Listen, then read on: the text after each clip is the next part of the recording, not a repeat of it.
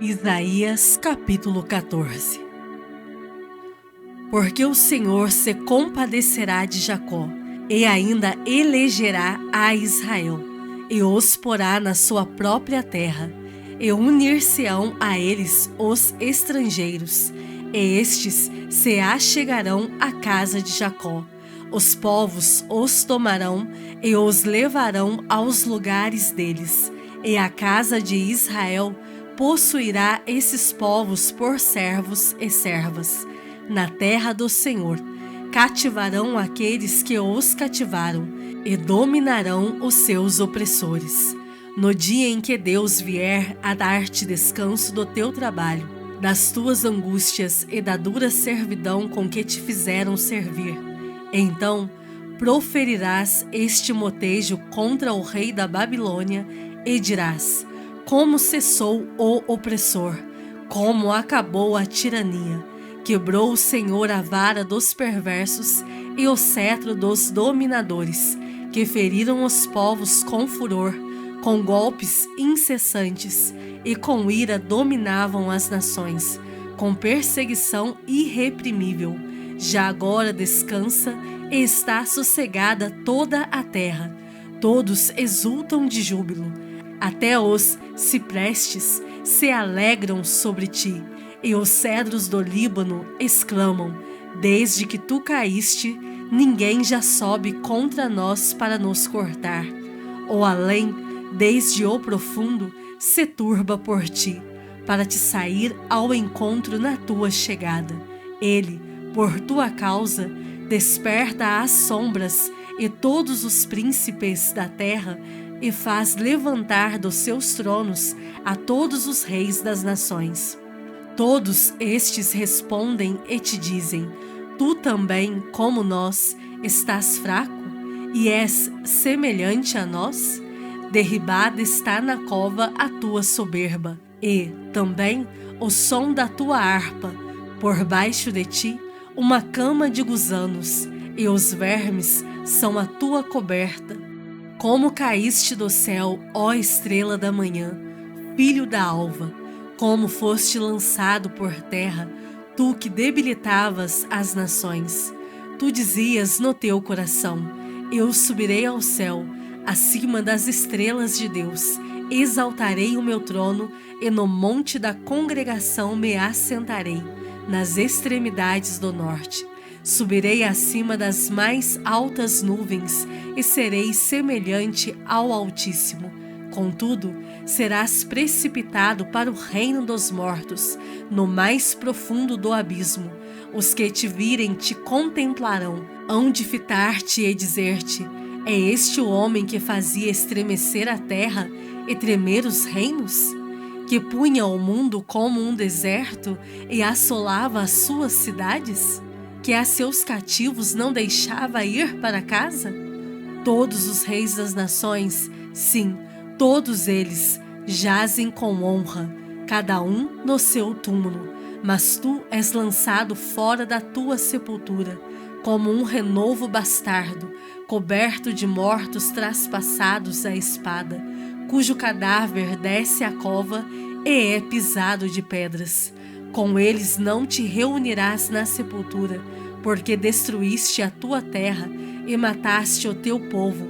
A descendência dos malignos jamais será nomeada. Preparai a matança para os filhos, por causa da maldade de seus pais, para que não se levantem e possuam a terra, e encham o mundo de cidades. Levantar-me-ei contra eles, diz o Senhor dos Exércitos. Exterminarei de Babilônia o nome e os sobreviventes, os descendentes e a posteridade, diz o Senhor. Reduzi-la-ei a possessão de ouriços e a lagoas de águas. Varrê-la-ei com a vassoura da destruição, diz o Senhor dos Exércitos. Jurou o Senhor dos Exércitos, dizendo: como pensei, assim sucederá, e, como determinei, assim se efetuará. Quebrantarei a Assíria na minha terra, e nas minhas montanhas a pisarei, para que o seu jugo se aparte de Israel. e a sua carga se desvie dos ombros dele. Este é o desígnio que se formou concernente a toda a terra, e esta é a mão que está estendida sobre todas as nações, porque o Senhor dos Exércitos o determinou. Quem, pois, o invalidará? A sua mão está estendida. Quem, pois, a fará voltar atrás? No ano em que morreu o rei Acás, foi pronunciada esta sentença: não te alegres, tu, toda a Filistia, por estar quebrada a vara que te feria, porque da estirpe da cobra sairá uma áspide, e o seu fruto será uma serpente voadora. Os primogênitos dos pobres serão apacentados, e os necessitados se deitarão seguros. Mas farei morrer de fome a tua raiz, e serão destruídos os teus sobreviventes. Uiva, ó porta, grita, ó cidade, tu, ó Filistia toda. Treme, porque do norte vem fumaça, e ninguém há que se afaste das fileiras. Quem se responderá, pois, aos mensageiros dos gentios? Que o Senhor fundou a Sião, e nela encontram refúgio os aflitos do seu povo. Isaías capítulo 15.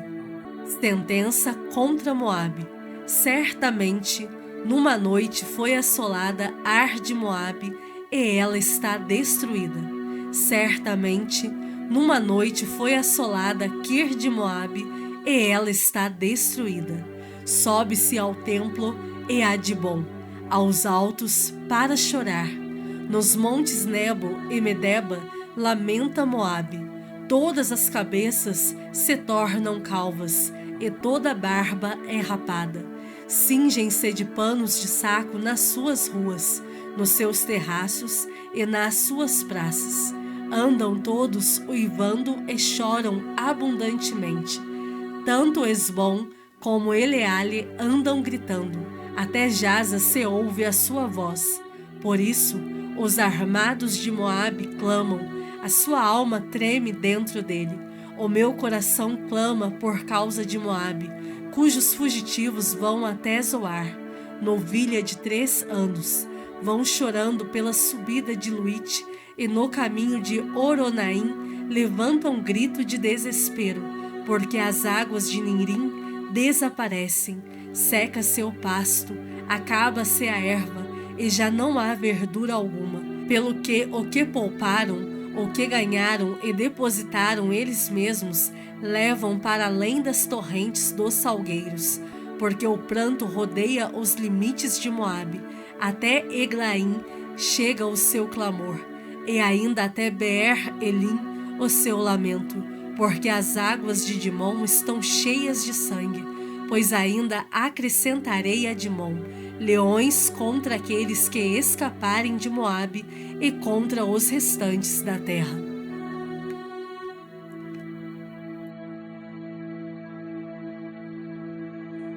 Salmos de número 79.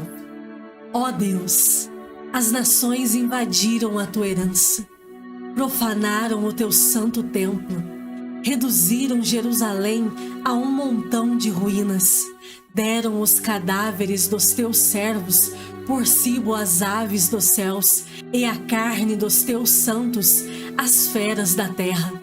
Derramaram como água o sangue deles ao redor de Jerusalém, e não houve quem lhes desse sepultura. Tornamo-nos o opróbrio dos nossos vizinhos, o escárnio e a zombaria dos que nos rodeiam. Até quando, Senhor? Será para sempre a tua ira? Arderá como fogo o teu zelo? Derrama o teu furor sobre as nações que te não conhecem e sobre os reinos que não invocam o teu nome, porque eles devoraram a Jacó e lhe assolaram as moradas. Não recordes contra nós as iniquidades de nossos pais. Apressem-se ao nosso encontro as tuas misericórdias, pois estamos sobremodo abatidos. Assiste-nos, ó Deus, e Salvador nosso, pela glória do teu nome, livra-nos e perdoa-nos os pecados, por amor do teu nome. Porque diriam as nações: onde está o seu Deus? Seja a nossa vista manifesta entre as nações a vingança do sangue que dos teus servos é derramado. Chegue à tua presença o gemido do cativo, consoante a grandeza do teu poder. Preserva os sentenciados à morte.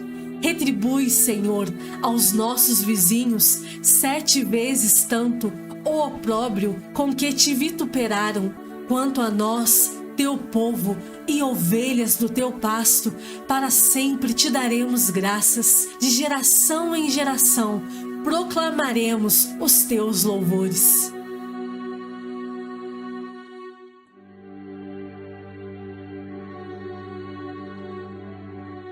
João, capítulo 19. Então, por isso, Pilatos tomou a Jesus e mandou açoitá-lo. Os soldados, tendo tecido uma coroa de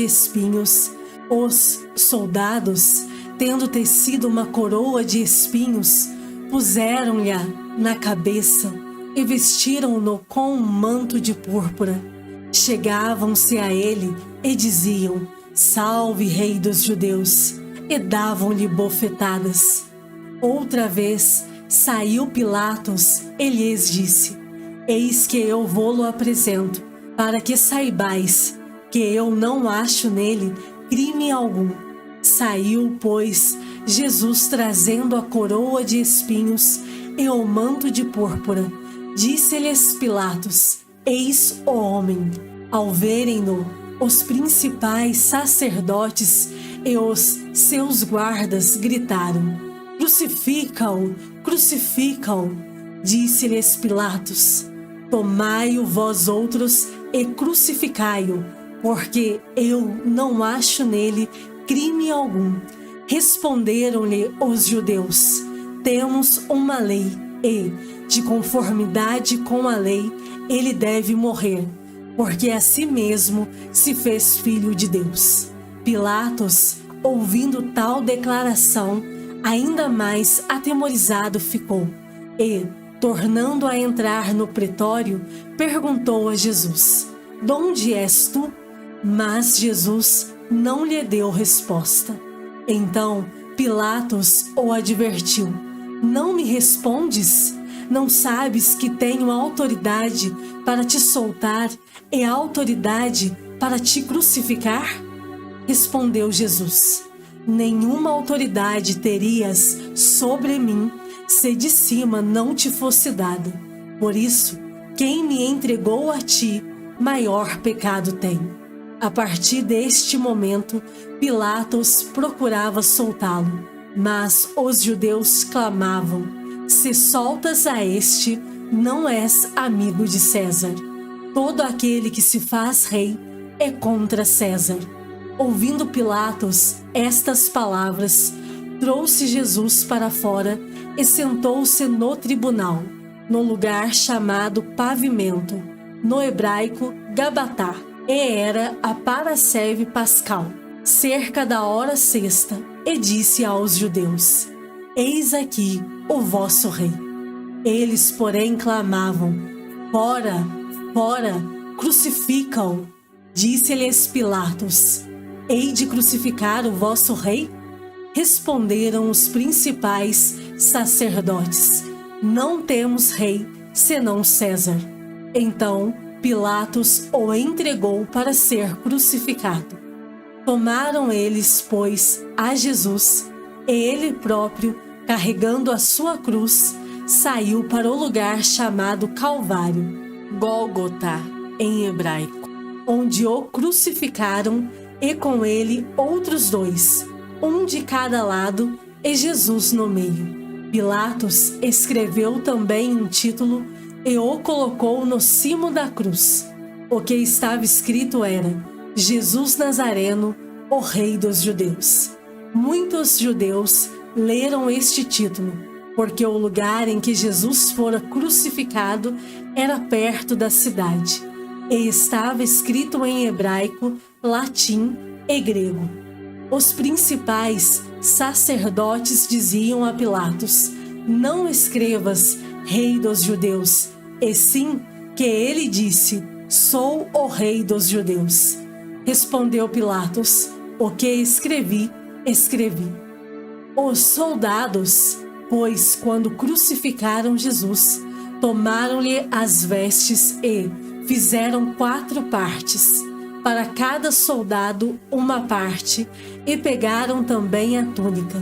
A túnica, porém, era sem costura, toda tecida de alto a baixo. Disseram, pois, uns aos outros: não a rasguemos, mas lancemos sortes sobre ela para ver a quem caberá, para se cumprir a Escritura. Repartiram entre si as minhas vestes e sobre a minha túnica lançaram sortes. Assim, pois, o fizeram os soldados. E junto à cruz estavam a mãe de Jesus e a irmã dela, e Maria, mulher de Clopas, e Maria Madalena. Vendo Jesus sua mãe, e junto a ela o discípulo amado, disse: mulher, eis aí teu filho. Depois disse ao discípulo: eis aí tua mãe. Dessa hora em diante, o discípulo a tomou para casa. Depois, vendo Jesus que tudo já estava consumado para se cumprir a Escritura, disse: tenho sede. Estava ali um vaso cheio de vinagre. Embeberam de vinagre uma esponja e, fixando-a num caniço de sopo, lhe achegaram a boca. Quando, pois, Jesus tomou o vinagre, disse: está consumado. E, inclinando a cabeça, rendeu o espírito. Então, os judeus, para que no sábado não ficassem os corpos na cruz, visto como era a preparação, pois era grande o dia daquele sábado, rogaram a Pilatos que se lhes quebrassem as pernas e fossem tirados. Os soldados foram e quebraram as pernas ao primeiro e ao outro que com ele tinham sido crucificados. Chegando-se, porém, a Jesus, como vissem que já estava morto, não lhe quebraram as pernas. Mas um dos soldados lhe abriu o lado com uma lança, e logo saiu sangue e água. Aquele que isto viu testificou, sendo verdadeiro o seu testemunho, e ele sabe que diz a verdade, para que também vós creiais. E isto aconteceu para se cumprir a Escritura: nenhum dos seus ossos será quebrado. E outra vez diz a Escritura: eles verão aquele a quem traspassaram. Depois disto, José de Arimateia, que era discípulo de Jesus, ainda que ocultamente, pelo receio que tinha dos judeus, rogou a Pilatos lhe permitisse tirar o corpo de Jesus. Pilatos lhe o permitiu. Então foi José de Arimateia e retirou o corpo de Jesus. E também Nicodemos, aquele que anteriormente viera ter com Jesus à noite, foi, levando cerca de 100 libras de um composto de mirra e aloés. Tomaram, pois, o corpo de Jesus e o envolveram em lençóis com os aromas, como é de uso entre os judeus na preparação para o sepulcro. No lugar onde Jesus fora crucificado havia um jardim, e neste um sepulcro novo, no qual ninguém tinha sido ainda posto. Ali, pois, por causa da preparação dos judeus e por estar perto o túmulo, depositaram o corpo de Jesus.